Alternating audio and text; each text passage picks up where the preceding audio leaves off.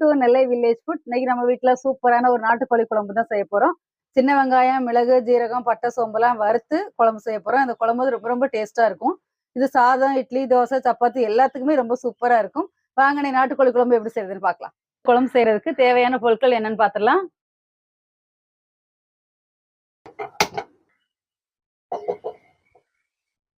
நாட்டுக்கோழி குழம்புக்கு வந்து முதல்ல நம்ம வறுத்துடலாம். சின்ன வெங்காயம், மிளகு, ஜீரகம் எல்லாமே. அதுக்காக ஒரு பேன் அடுப்புல வச்சிருக்கேன். ஒரு 2 ஸ்பூன் எண்ணெய் ஊத்துறேன்.